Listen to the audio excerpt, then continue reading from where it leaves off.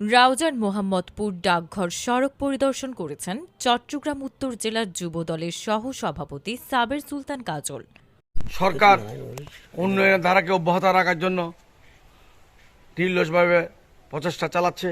তার ধারাবাহিকতায় রাউজান উপজেলার ৭ নং রাউজান ইউনিয়ন মোহাম্মদপুর ডাকঘর সড়ক, এই সড়ক আমরা চাই মরহুম শহীদ সালাউদ্দিন কাদের চৌধুরী সড়ক হিসেবে বাস্তবায়ন হোক। এই সড়কের উন্নয়ন। মঙ্গলবার ৪ ফেব্রুয়ারি দুপুরে দলীয় নেতাকর্মীদের নিয়ে পরিদর্শনে যান তিনি। পরে উত্তর জেলার যুবদলের যোগাযোগ সম্পাদক ও রাউজান কলেজ ছাত্রদলের সাবেক সভাপতি সৈয়দ মোহাম্মদ তহিদুল আলমের সঞ্চালনায় এক পথসভা অনুষ্ঠিত হয়।